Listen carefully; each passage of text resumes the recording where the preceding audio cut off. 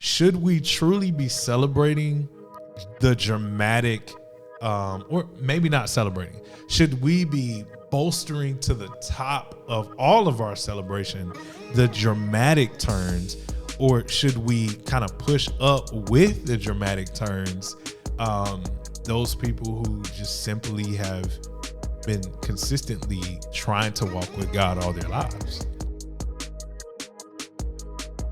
Air feels amazing. I know the air feels good, but I don't know if it's good for the. It may not be good for the sound. It's probably not good for the sound, but it's all it good. feels amazing. Bro, look at you. Now look at us. All my homies is riches. I was trying to make it Christian. Ah!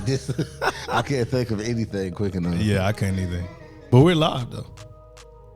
You like the way I do that, huh? I know you messed me up. I hope you don't put that part in. Why not? Are you expecting someone? Nah. Okay, so we live now. But it's the connect, so anybody can show up at any time. Y'all might see this in real time, but the door is locked, so nobody can come in. I had the intro. I ain't ready to bring it to the world. I didn't practice it enough. I feel like I'll slaughter it. I don't know, man, cuz looking at it like he finna show up, and I'm like, he going to the corner. They be going to the corner store. Okay. Nah, yeah, I ain't ready. So, welcome back to Midtown Disciples.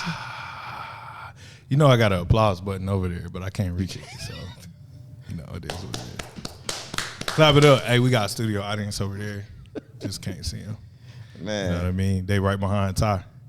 I wish I could have saw Byron before we started this podcast. He had a work meeting, and maybe I shouldn't put that out there. Nah, it's all good. Okay, it was stressing this man out. Meetings, man, meetings are meetings. And yeah, man. Like here's a word to the wise. If you have meetings and you're running meetings, and I try to live by this, man, like meetings don't have to be more than an hour. I don't think there's a meeting out there, unless you are the president of the United States, that needs to last more than an hour.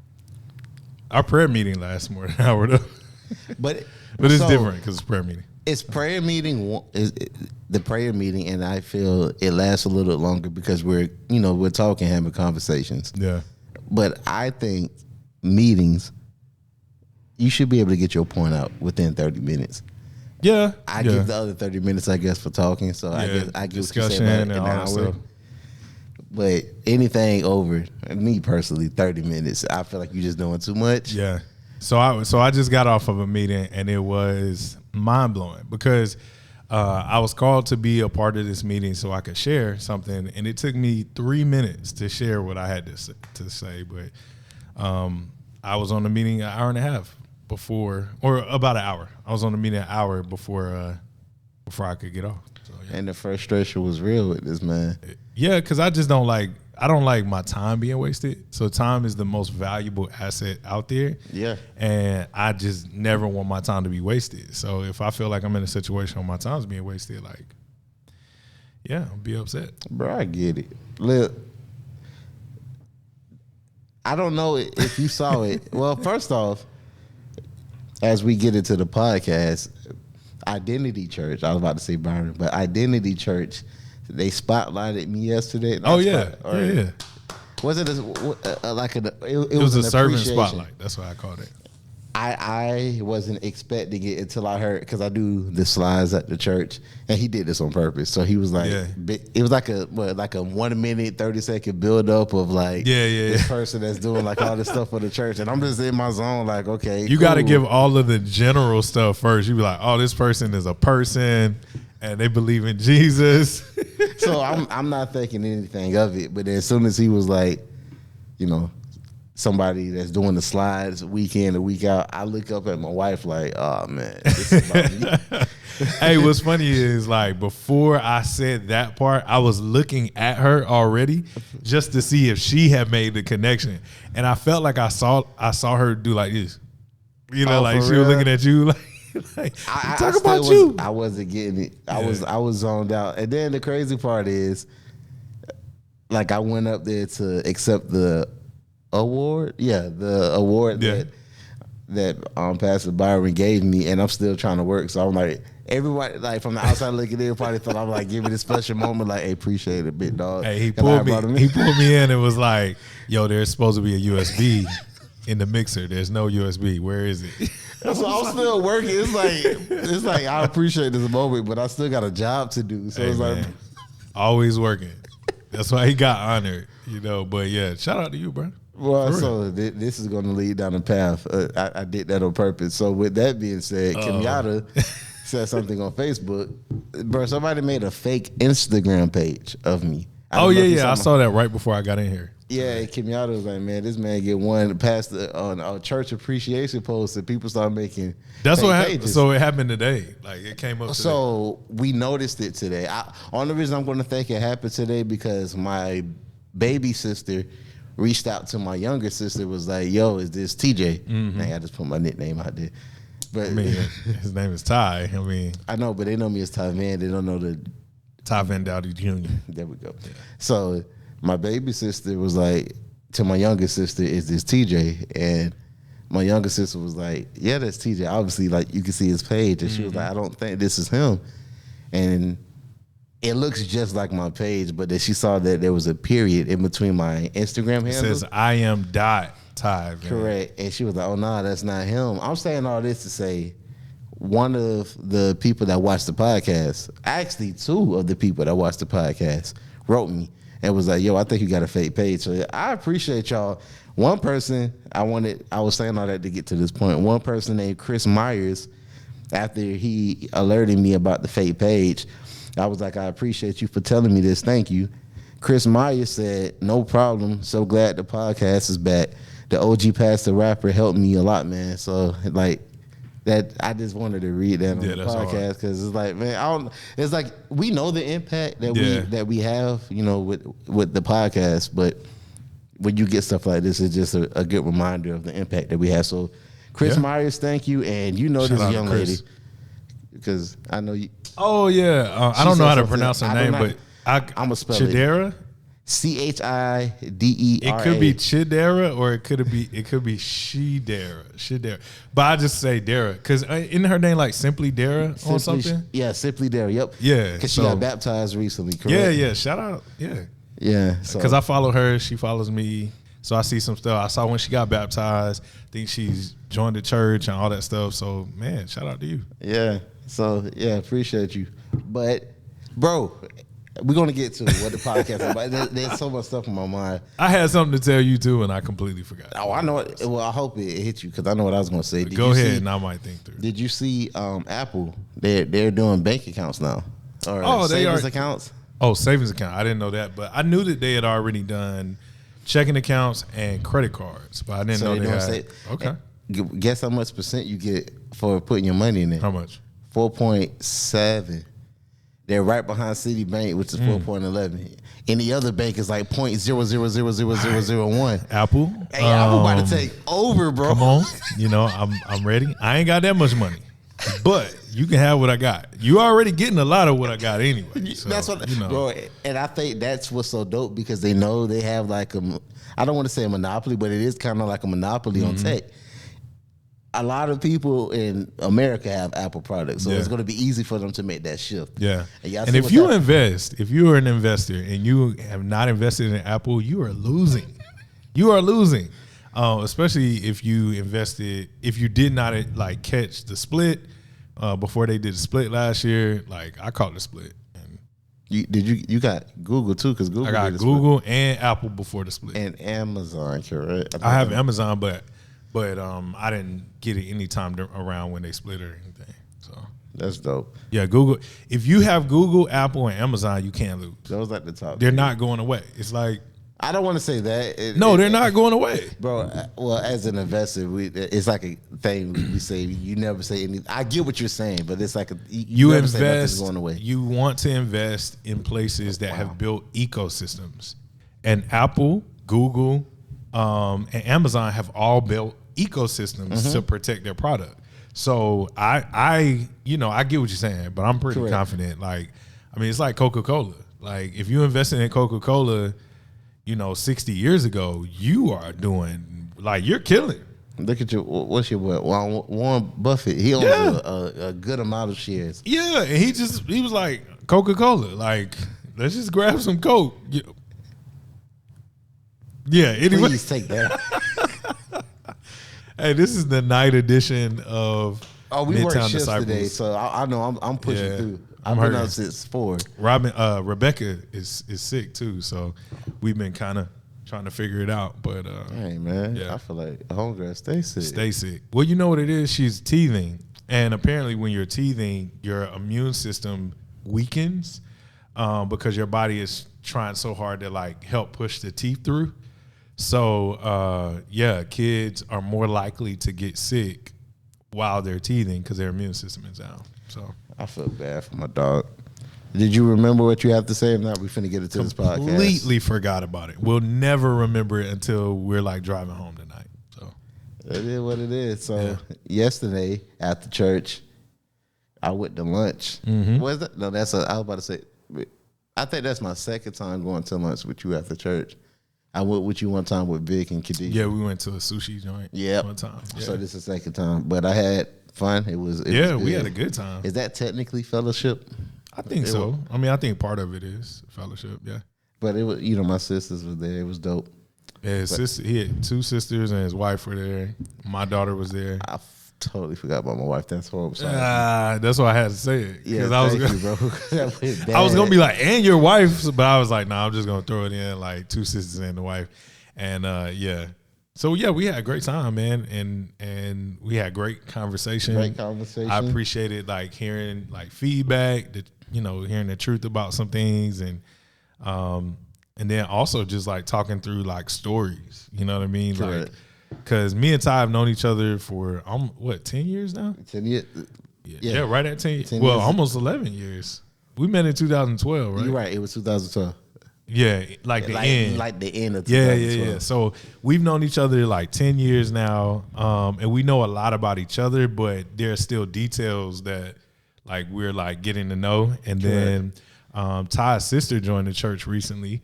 So I'm getting to know her a lot more, and it's crazy because Ty and his sister are like, close, like really close. Person. Yeah, well, yeah. We're literally they're like twins. They were born a year and a half apart. 2 years apart. What we're the same. I'm the male version of her, and vice versa. She's the female version. Yeah. So getting to know her more and getting to know his wife more, that's just been fun. We had a great conversation yesterday. But one of the conversations, I don't know how we exactly got there, but it's going to bring us to the topic of today. Okay. So, I don't know how to make it a topic form for you to put it on YouTube and it looks all. We ain't got to do all that. Like we just talk about how we got there. How do we get there? I can't remember how. That's what I'm saying. Okay. So this is how we got there. We were talking, and like again, Ty's sister joined our church recently. And she was like, I've only known you as like Pastor Byron. So she had the assumption that I have just been Pastor Byron or something like that. Which is crazy. For all of my life. And I don't know if y'all picked up on this in previous podcasts, but I used to be a thug. Like I was out here getting it. You know what I'm saying? I don't know about a thug. Nah, I've had some thuggish moments. I'm not gonna lie. Like my homeboy said on my podcast, he was like, I like to be hood adjacent. Like that's what I am. I'm like I've been hood adjacent all my life. But I can agree with that. She had the assumption that I was like a church boy. Like I had grown, like always been saved, all of that stuff.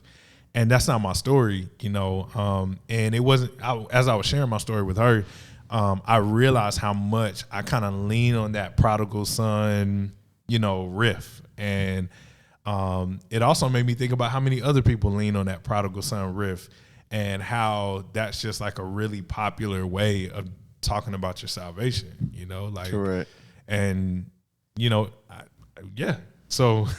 But yeah, so with that conversation, it seems like in the Christian community, we emphasize the come to Jesus moment. Yeah. That's, I guess that attracts people, mm-hmm. a lot of our stories, but we don't really hear the stories, I guess, of the after, of the people that's been like in the faith for years. It's like those stories are just like, oh, you've been saved for 20 years, bet. We love like the dude who used to be addicted to drugs and came to faith and now he's radically changed. Like we love that story. Jesus Christ. I'm sorry. Man, shout out to Buddy, wherever he at. I cannot, bro, dog. I completely forgot about Buddy. Bro, the church was pimping him out. Or it was bad. It was messed up. Like, man, he was really out here. That was his Wasn't that at the beginning of COVID? I can't remember that. You know who I always mix him up with? The dude riding down the street drinking the cranberry juice. That blew up that one song on TikTok.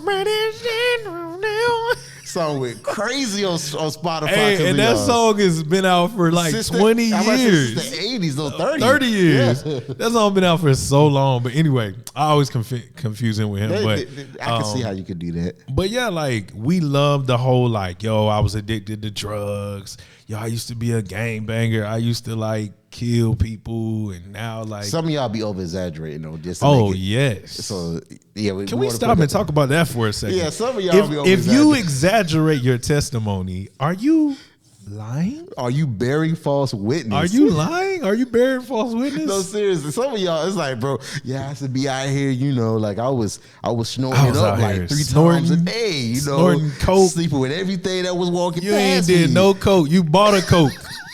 A Coca-Cola. I used to sell drugs, like, bro, you sold one bag. Dog. Hey, I'm not gonna like I say this. Statute of limitations is probably up, but I'm just saying. Some of the stories I heard is like, fam, I knew you, and that wasn't the case. But keep talking, dog, my brother. I mean, I know people who, like, I've had some. Me and Kimyata talk about this a lot. Like, I've had some moments, like it's some stuff that I'm never gonna put in a sermon. You know, I put a lot into sermons, but it's some things that's happened to me in my life that I'm never gonna put into a sermon. But it's some people out there. Well, I don't know anything about this. Cause you don't know me in my like BC days. Like I don't appreciate you never that, met bro. me back then. But I mean, I don't appreciate that. I thought we was cool, bro. We cool. I'll tell you later, but we not doing it on the podcast. My mom might hear this. Matter of fact, hey, we're gonna get to the topic in a second, but I mean, we on it. I was talking to my mom one time, and I was telling her about fight. Like we were talking about fighting, because we were talking about Parker, and it was some bullies at school or whatever, and I was like trying to get him to like stand up for himself. I'm not saying the kids should fight, but I was talking to my mom about fighting. I was like, man, you know how many fights I done got into? She was like, you were fighting? You got into fights? I was like, yeah, I probably been in like a half a dozen, maybe 10 fights in my life. Like, that's crazy. Like I've like really fought people. And she was like, what? I never thought you would ever do anything like that. I was like, Mom, like, I'm a boy. Like, part of, like, for me at least, like, part of being a kid was like, you just fought. Like, and not like an aggressive way, not like how like kids be trying to kill each other. But just like, man, tussle on the ground, get back up. You didn't come home with like ripped clothes or like a bloody lip? I never had a bad fight. Like I never I can't remember how many fights I've been in. So let's just say 7, right? Okay. None of the 7 were like really bad. Well, one of them was, and it happened in the band room. And my band director kind of covered for us, so we never, got in trouble for it. But that's crazy. But yeah, that time I was bleeding and the other person was bleeding. But anyway, I say all that to say, like, I there are things that have happened in my life that I don't think people would guess. And I think some people, even the people who knew me from when I was a kid, assumed that I have just been a goody-goody all my life. And that ain't the case. I just did my dirt, like, on the low. Like, I was just really smart. I can agree with that. So I was that person. Yeah. And there's still a couple of things that, nope, no one knows except like my wife. Yeah, hey. My wife knows everything. I wanted, before we got married, I had to have a sit down, and it's like, if this ever comes to light, I need you to know this. My wife knows everything. Like the only things my wife probably doesn't know is just things that aren't that important that it's not that I'm keeping them from her. I just ain't remembered. You know what I'm saying? So like we'll have conversations, and every once in a while I'll be like, I ain't tell you about that. And she'd be like, nah. And I'd be like, oh, yeah, like, we did this, or I did this, blah, blah, blah. So I think I cleared the air. I had to sit down and give her everything. When you talk about your testimony, like, do you share it? How does that go? Because, I think we've even been molded to tell a testimony or a story like, yo, I was this, and then I met Jesus, and he did this, and now I'm like this, right? So Correct. it's like an arc.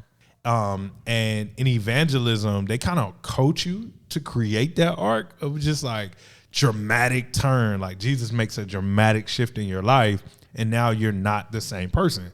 So like for you, like how do you do that? I think it's unintentional, but that's what I do. Mm-hmm. Like I didn't know that was a thing, but I do it in that way. Like I was doing my thing, there was a divine interruption, and then I turned my life around. But I didn't know that was a thing. Like there's a lot of things that you'll say. Like I guess there's terms for it in the Christian community that I just don't know anything about. I just be doing it. But yeah, so my story is very similar to what you just said. So when is that turn for you? Do you count like when you were younger as that turn, or do you count like a few years ago? I guess it depends on what or how much time I have when I'm telling the story. So, or do you be like, I was like this? I say that if I have the time. If not, it's just I guess I will always say not the big one, the first one that happened that impacted my life, and it's be like if I'm trying to be short, it'd be like and then I fell off. It's a little louder there. It's the connect, man. Hey, we in the hood. But yeah, I'll be like, I tell them what happened first, and then say I fell off and came back. But if I have time, I'll go into that makes sense. That makes sense.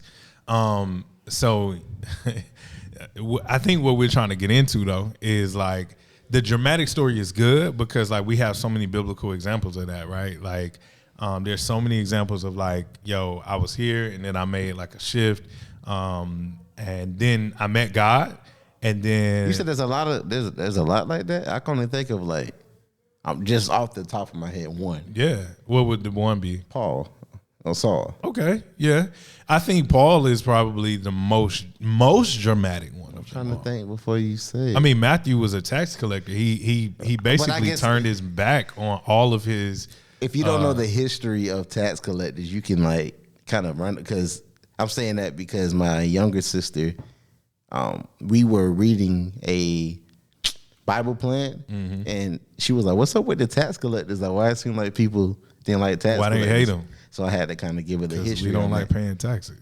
No, that ain't it. But they took advantage of their people. Correct. So think of Matthew or Levi.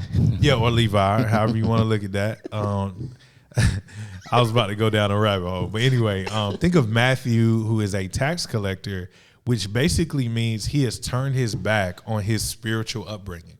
Okay. So he was raised a certain way, and instead of living that thing out completely, he's saying, "I'm going to do the opposite of that."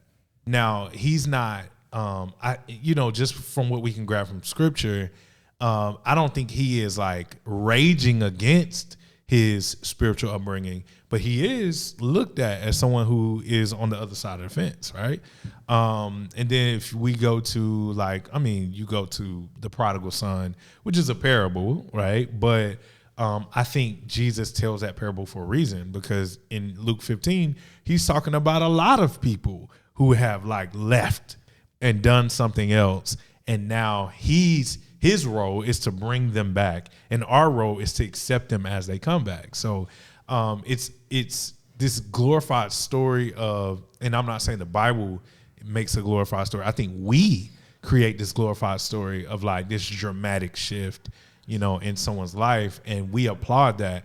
And I remember like some years ago, I was at this big mega church, and they used to always bring in, like maybe once every 2 months or so, they would bring in like a ex-drug addict, or like, somebody who wasn't living for Jesus at all. And then all of a sudden, boom, like Jesus changed their life. And then, now they were doing like this amazing ministry, and like they were preaching the gospel all across the world, and they were like living their lives completely different. And I used to always like think about the person who has just been a Christian for like 40 years and like how they take that. Because I remember Kenyatta and I talked one time, and I was sharing my testimony with somebody, and Kenyatta was like, "I don't have that." And I was like, "What? Like, nah, like you was wilding with me." She was like, "No, like I can't think of a time in my life where I didn't believe in Jesus. I was like, oh wow, now following Jesus may be different, right?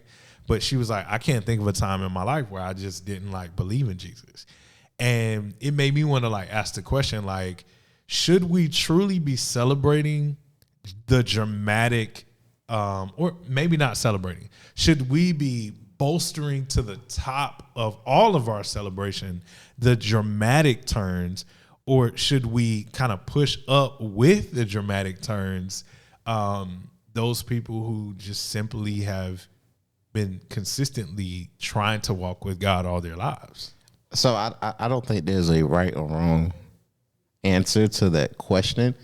I can understand the dramatic story consistently being told, because look at our society, like drama sells. Mm-hmm. And the better the story that has, I don't want to say that's entertaining, I guess the deeper the story, or the more things that happen in the story, people connect to that. Yeah. It's like it's like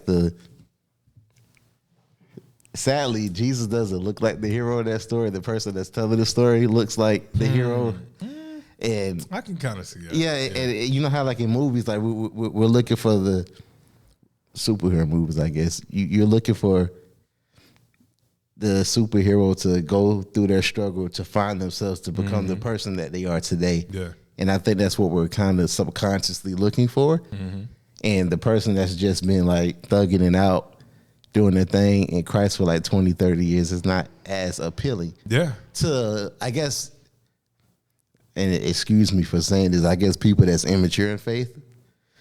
Yeah, maybe. Because I think people that seasoned in faith, we look up to the people that's doing this for like 40, 50 years. Yeah, for sure. It's like, dang, bro, you've been doing this for 50 years. Yeah. When I meet somebody who's been like, yo, I've been a Christian since I was 9, or like since I was 5, or what, maybe not 5, but like 9, 12, stuff like that.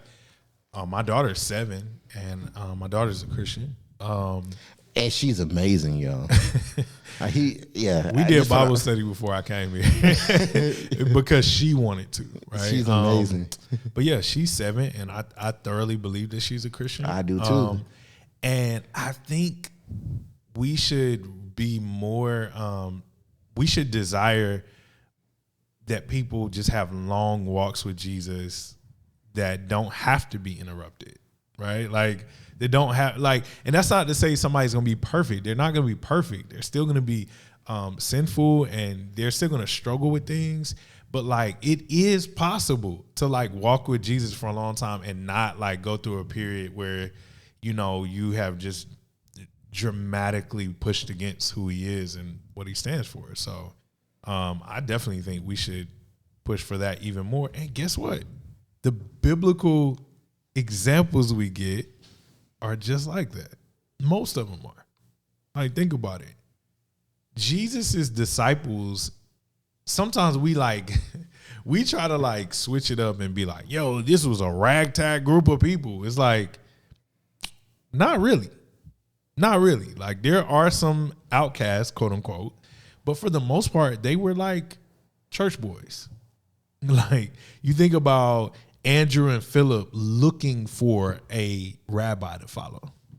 Like, they were looking. That's why they were following John the Baptist, because they were like, oh, this dude is like preaching and he's teaching the way of God, of Yahweh, right?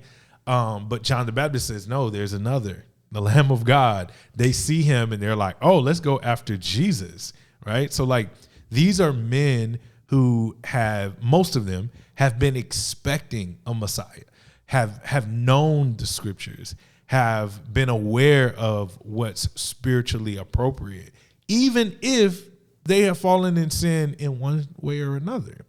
They're not like I hate to say it, but like, Jesus didn't like, he didn't just like come into this world and drop down in the middle of what was Russia at that time and like convert all of these like, like Slavic people to be disciples. Like, he took people who were already within a religious system and a God-honoring, God-fearing system, and then he just like elevated where they were spiritually. Correct. So like, there's no problem with those who like follow Jesus for a long period of time, or follow God for a long period of time. Like, bro, look at, I want to say it was John. You remember the lady, like, for the rest of her life, she had a vision, I believe, that God told her she would be serving in the church until Jesus came. Yeah.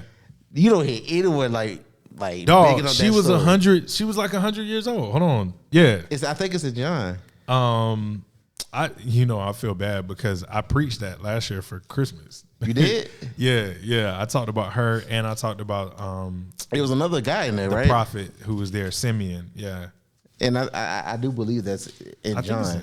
Like when the only reason I think it's in John, if it's not in John, it's in Luke. It's in Luke. Yeah, I think it's in Luke. It's not in Matthew or Mark. Yeah, but continue your point. I'm looking for. Like you don't hear. I don't want to say you don't want to hear anyone, but I can't think of anyone that's just like bigging up that story, and that's an amazing story. That's pretty much saying what we're talking about. Like, both of those people were like dedicated to, what God said, and they lived that out. Like, I think the dude you said Simeon, yeah. He knew he was gonna die once. Like, he pretty much said, like, when he lived Jesus up, I can die now. Like, so he dedicated his life waiting for that moment. That's a lot, bro. Luke chapter 2, if y'all are looking for it, Luke chapter 2 is what we're talking about. Simeon's story is first. And Simeon had been in the temple for a very, very, very, very, very long time because he believed that he would see the Messiah before he died. And he did. He saw the Messiah before he died. And this is a person, if you think about it, if he was in the temple, then he had to have been ceremonially clean to be in the temple, right? Like, he had to be within the law of Yahweh to be in the temple. So not only is he present, but he's also pious. Like, he's also staying in line with God to ensure that he does not like fall one way or the other, so that he might see the promise of seeing his Savior. Like, that's crazy. That's nuts. Cause like, how long would you wait? Right. Jesus got about 30 years, and I'm like, I mean, bro, think about in this society, that's like someone that's going to identity every day. Yeah. Hey, Pastor Byron, can you open up the church from 8 to 5? I'm just gonna stay here until I feel like God is, sending someone here, and they're doing this every day for like 30 years. That's wild, bro. Yeah, and then Anna, we get to her. I'm gonna read hers because it's really short. Luke 2 verse 36 is where we'll start. We'll read to 38. It says, there was also a prophetess. Her name was Anna. She was a daughter of Phanuel from the tribe of Asher. So it's already setting it up. She's an Israelite, right? She's an Israelite. Does an Asher mean helper in Hebrew? I will believe you. Yeah. I can't remember. I literally just heard this in the Bible project today. That's what I know. The word Ezer does, and Asher would be close to that. So probably it is probably related to Ezer. So Ezer is the word that we get for helper, or like, the old school church says help meet. Like, that's what an Ezer is, and it's also the term that we use for like the Holy Spirit. He's a helper to us in that way, right? So Asher is close to that, which I can assume. I can't look at the text right now, but I can assume. So it says she was well along in years, having lived with her husband, hear this, 7 years after her marriage, and was a widow for 84 years. So people interpret this two different ways. Some people think that the writer is saying that she's 84 years old, but he wrote it in a way that's a little clunky, or maybe we just didn't translate it well. Other people say that, she was married for 7, but she's been a widow for 84, which means 7 plus 84. That's how I read it. Yeah, that's like the plain reading of the text. 7 plus 84 is what? 91. 91. And then she would have at least had to been 13, 14 to get married, 15 maybe to get married. So we're talking about a woman who's in her hundreds. She's well into her hundreds, right? So this woman who's well into her hundreds did not leave the temple Serving God night and day. I got to point that out. Night and day is how you count the days, not day and night. Night and day with fasting and prayers. At that very moment, she came up and began to thank God and to speak about him to all who were looking forward to the redemption of Jerusalem. So this lady has been in the temple longer than like our church has been built. Yep. like she's been in the temple for at least 80 something years, or for a long time. We don't know the exact amount of years, but she's been there for a long time, night and day, every day, praying and fasting, waiting to see the Lord and waiting to see the redemption of Jerusalem.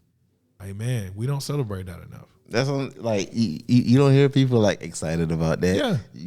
You just got to be, I ain't going to say a Bible scholar, but you just got to be in your Bible to know that story. But we be like, yo, what about the thief on the cross? Like right. he thugged all his life, and in 3 seconds he went to be with Jesus. You know, which man, thank God for grace, and thank God for the opportunity that even in the last moments, like you trusting in Jesus, we believe is enough for you to live with Jesus for eternity. But man, it's some people out here who've been doing 60-year bids with Jesus. And that's a lot, man.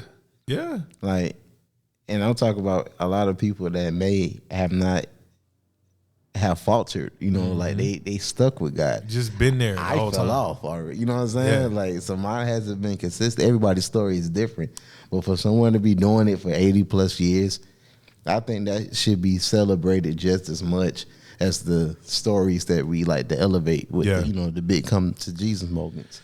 I agree. And like it puts me in the mindset of thinking about Timothy, right? So like when Paul talks to Timothy, he's saying to him, like, I've heard of the way you've been brought up. Like, you're young now, but I've heard the way you've been brought up. You've been brought up by the scriptures because your mom and your grandma poured into you, right? So he's talking to a young pastor who is really like a church boy. He is what Deja was talking about. Yeah. Like, he's the dude who grew up. He probably had to stay inside because his mom ain't want him to go out. And, you know, he learned the scriptures and he lived his life right. And now he is leading a group of people who he may not know their experiences, all of their experiences. And yet he's equipped. Why? Because he has the God of grace that's there with him to support him, and a system of people who can always also back him up. And that's to be celebrated. That's one thing I really like about Timothy is we don't read like, oh man, Timothy grew up in the faith and then was like, yo, let me go like get some prostitutes or something. It's like, let me get that's how Tim Mackey says, man. Yeah, you know, Baal. We say Baal. No, he said Baal. He breaks it up into two syllables. Which that's it should be. I'm about to say probably how it should be said. No, that's exactly before Tim Mackey Bible Project, y'all. You'd be like Baal. Yeah, Baal. It's like, who taught you that? Baal. Baal. But yeah, he didn't do any of that. What he did was stay consistent in the faith. And what was Paul's words of wisdom? Continue on in the faith. Like, he's like, yo, continue to believe the gospel, continue on in the faith. There's nothing more. There's nothing better than that. Well, I think it should be celebrated. I don't know what made you think of that when we were having dinner. Like, like, was it because of the way that Deja, my sister, was like? I think it was because she brought it up, but I've also just thought about it over and over because you know this. I don't know if y'all, maybe we've mentioned this in a previous podcast, but my parents have attended our church online for probably about the last year or so. And my dad, in my conversations with my dad was a PK. He grew up in church. You know, he served What's the church. PK for the people that don't know? A preacher's kid or a pastor's kid. So my dad grew up in the church. I mean, he went to the Army. He had some time away. He probably did. You know, I don't know if he was wilding out, but, you know, he probably wasn't always in church. He probably wasn't always reading his Bible. But for my dad, who is 73, he can't remember a time where there was a drastic shift. Like, he doesn't remember like this moment of just like, yo, like I was doing dirt and then God pulled me out of the mud. Like it wasn't that. It was him just consistently like, you know, walking with Jesus in one way or another. And I think as every time I tell my story, I think about him. I think about my wife. I think about, Lord willing, my children will be able to have a testimony where they're like, nah, you know, I'm 45 years old and I've been walking with Jesus since I was 7. It's just not hitting me. I forgot her name. The young lady that be on the Bible Project. I don't know her name. But she was like that. Mm-hmm. She said she was leading Bible studies on the playground at wow, the third grade. She read through the Bible by the 4th grade, bro. That's crazy. And she's still in the faith. So like people like that need to be. I wish I remembered your name. Yeah. But people like that need to be celebrated, bro. I agree. Like that's crazy to me. Like I wish I would. I don't want to say I wish I didn't have the story that I have. It made me who I am, but I feel like it would be dope to be like, nah, I've been doing this since I was like 6. Now that I know how beautiful a walk with Jesus is, I definitely wish I would have been doing it from, like, I got baptized at 11. I wish I would have really meant it from at 11. Yeah. You know, because at 35, I would already be, you know, like what, 24 years in the faith? Like, and I'd be like, you know, I don't know what that would have been like. However, I see some of my friends, like people I went to high school with, and like now I'm pastoring and they're like, oh, wow, praise God. And I look back and think about them, and they were walking with Jesus like in middle school. You know what I'm saying? So I'm like, it almost makes me feel bad because I'm like, yo, I was late to the party. You know, but that's one thing that Jesus tells us is like whether we're late to the party or whether we've been grinding the whole time, all of us receive his grace. The parable of talents, right? Like that, or not the parable of talents. Where the party parable? Where he? No. I'm thinking about the man who owned the field. That's and the parable of the workers, right? The workers in the field, where a man owns a field. He calls somebody to work the field for him. They work the field. They're there from the dawn of the day. And then in the middle of the day, he calls another person. And that person comes and they work and work and work. And then at near the end of the day, he calls a third person to work. And they work for a couple hours or so. I'm paraphrasing at this point. And at the end of the day, they all receive the same payment. And in the parable, it's like the person who's been working all day gets upset because they're like, yo, how does this person receive the same payment that I get? And I've been walking with you all day, or I've been working this field all day. And the master says, who are you to tell the master what grace the master can give, right? For it's grace that you are able to receive from the master. And it's also grace that those who come late can receive from the master. So for all of us who have come late, or maybe come in the middle. I think I came in the middle. I'm not going to say I came late because I hope I live many more years on this earth serving Jesus. But Matthew 20. I was trying to get my practice on. Y'all know last podcast. Whole time I'm talking, I'm thinking through. I'm like, all right, Matthew. I knew it was somewhere in Matthew, but Matthew 20 verses 1 through 16 boom. Is the parable of the workers. If y'all want to, parables. At least I got that part right. Parable of the workers, but yeah. So whether you're late to the party or you feel like you're late to the party, you're not late. You're not late because God of grace is always ready to accept you. If you've been around and you're the first worker, or if you're the older brother who never left the house and stayed in the presence of the Father, man, know that you already have riches and glory according to God's eternal goodness. So be encouraged in that. And we want to continue to encourage you and just show love to people who have that story. And for my wife said something like this. Like when she hears my story, she's like, pretty much, I think it's crazy how both our wives have the same or similar reactions. But my wife is, when she hears my story, she's like, I don't have anything like that. Yeah. But I tell her, like, bro, it may not be as grand as mine, like, because I guess when people hear stories like mine and yours, is like, I want to talk to God. And I get that yearning, but it's like you have a relationship with God now. That's not nothing to be taken light of. Yeah. So I mean, yeah, you may not have the same come to Jesus moment and you feel like God was talking to you. That's not everybody's story, but you have a relationship with him now. Yeah, so be grateful for that. It's beautiful to have never resisted God, you know? Like, it's beautiful to say, well, no, all of us have resisted God in some way, right? According to, you know, what we believe in Ephesians 2, what we just preached this Sunday, right? Correct. We were all once dead in our trespasses and sins. But however, there have been some of us who have been walking with Jesus since we've been children. And, man, it's good that you've been consistent, or as consistent as you can be. And you have an understanding of God's faithfulness that we just cannot attest to because we ran from God. But you were there and experienced God's faithfulness over time, which is a beautiful thing. Is that it? That's it. This was good. There's something. We didn't do as much scripture, but, you know, it's all good. I feel like the conversation was good. There's two things I want to say from the last podcast. Well, hold on. Before you say that, you know, and as we wrap up, let me just say this, and this is not deep. This is actually a kind of wild thing.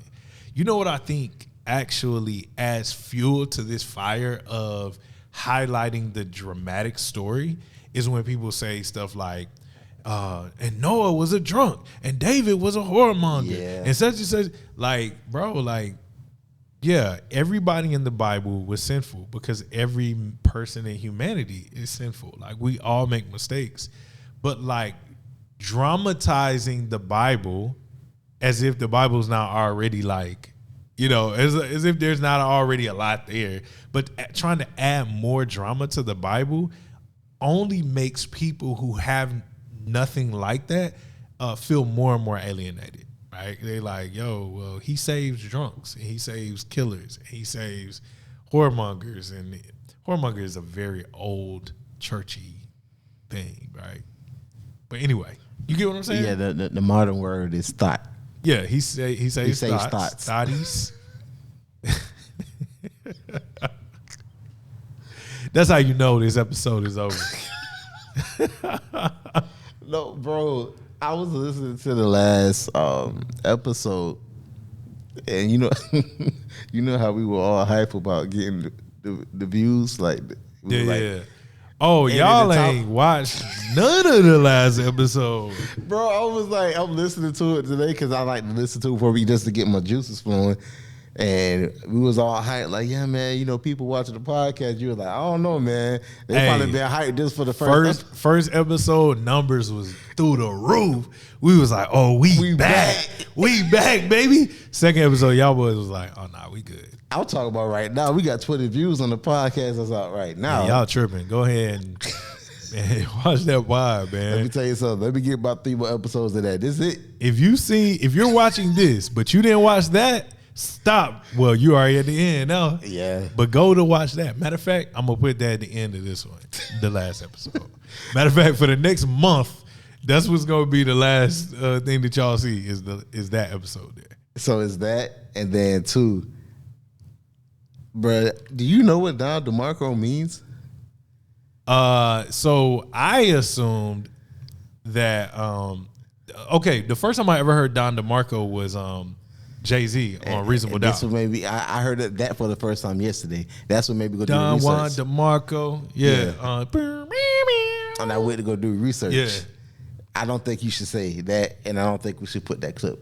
Don DeMarco, bro. No, I'm serious. He's a drug dealer, right? Let me see how I can put this. There's a producer by the name of Pharrell. Yeah. He has a group that he found called The Clips. Yeah. They have a song that is the meaning of that word. So I got to go listen to the song? Is that what you're saying? The part of the hook is, have you heard? New day. Ooh. What's the name of that song? That's what Don DeMarco means. HD? But the G word. Oh, nah. That's what Don DeMarco. So. I don't think so. I Googled. I was doing. Listen. That's Urban Dictionary. Bro, all right. All right, so hold on, I'm gonna Google it right now while we live. No, and look up the lyrics to "Can't Not the Hustle" because after Don DeMarco, you know Jay-Z is very strategic with his words. Look what he says after that. It literally he said that for a reason. Look at the line after he says Don DeMarco. It makes sense why he said that. All right. I can't find it right now, but hold on. But yeah, we'll see. I'll do this. I do my due diligence. And I feel like a lot of people didn't know that, but I was like, yo, I don't think we should be putting the Don DeMarco that we use is actually from DJ Don DeMarco. But he uses Jay-Z's Don DeMarco, and his reference of that is something that I can't stand behind, bro. And then look at the lyrics of Jay-Z. It goes with what they're saying, bro. All right, man. I'm gonna check this out. But I just remember being a kid, listening to Reasonable Doubt, and then also Life and Times Volume 1. And there was a skit where they talked about Don DeMarco, and I thought they also got it from this movie right here. Well, because the movie, he says his name, Don DeHulo Markey or something like that. Don Juan DeMarco. Okay, so the movie, because again, Jay-Z is strategic with his wordplay. It's something about being a lover boy or something like that. That's what that movie was about. But like I said, if you look at the line after he says the Don DeMarco line, you see why he said that. It literally goes line to line. Hold on. Nah. Keep talking while I'm looking at it. Yeah, I did it. I mean, bro, you didn't know it. I'm just putting it out there. I don't know how I stoned. Oh, because Jay-Z performed in Paris. Yeah. He performed Ninjas in Paris, and then he performed Can't Knock the Hustle. And when I heard him say Don DeMarco, that was my first time hearing it. I was like, oh, wait, he said Don DeMarco. Let me see what this is. So I went on Genius, and then one of the annotations about Don DeMarco, he was like, nah, Jay-Z said this line because of this. I was like, that can't be it. So then I was like, what does Don DeMarco mean? And I was like, bro, knowing Jay-Z, he knew that's what it meant, because that line right afterwards, it makes sense on why he said that. I don't know, man. Bro, come on. You know Jay-Z is very strategic, bro, with his wordplay. He knew what he was doing. Nah. Okay. I gotta spend more time with this. That's perfectly fine. We doing it on the episode, but hold on. I mean, he's talking about a mob boss. Like, I mean, that's... Bro, well, what is the next line? You ain't got to read it. Just read what the next line is. I blank to blank. Don't get it messed up. Okay, so and then I know you saw what they said Don DeMarco means. So that line... Hey, you don't have to. I ain't buying that, man. But I just don't feel comfortable saying it, and I don't feel comfortable with the drop. He said, I got the Godfather flow, the Don Juan DeMarco. He mentions 2 mob movies. But when you go... It's basically like saying, like, don't mess with me. Bro, I feel that. But just like you're Googling, without that line, if I just Google, and I'm going to do it, I did that before that. I did that before I looked at Genius. I guess we have to talk. We don't need dead time. We don't even need to be doing that on the episode. But anyway, listen. Obviously, Jay-Z. Bro, I'm not believing nothing that comes from Reddit. Wait, I didn't read it from Reddit. That's what first popped up. But that's not where I read it from. Man, come on. All right, y'all. Thank y'all for watching Midtown Disciples. I'm tired, man. We got. Are we doing that? I'm Byron, I guess. Yeah, Byron L. Cardell. Dude, we're doing something right now. It's called 200 by 100. I don't know. No, yeah. That's dope. That's dope. Yeah, we're doing something called 200 by 100. I know for the past 3 episodes, we've been talking about the fundraiser that we're doing for our church so we can pay off this building debt-free, or so we won't have to take out a mortgage. I don't know how many people we have now. What is like 34? We have about 33, I think, right now. So we already raised $50,000. Mm-hmm. If we could get 200 people to donate $100, I think that's an extra $20,000 if my math is correct. Nonetheless, you'll see a link to the Cash App if you want to donate and help us to get to the 200. We're trying to do this by the end of April, correct? Yeah. So again, the link is right here for that. And if you just want to, I guess, give outside of that, you could go to identitydaytona.org/401. If you want to read more about the building fund. Thank you for getting this far. Please like, comment, subscribe. Follow me on all, not the fake one. Follow me at I am Tyvan, no periods, no dots anywhere. That's all one word. Yep. You can firing. You can follow Byron L. Cogdell on everything. Yep. If you want to say your handle. Byron L. Cogdell on everything. And that's it. Thank you for watching Midtown. Wait, before we end, Julio. Hey, that's on you. What time frame we got? We're right at 54 minutes. We almost did it.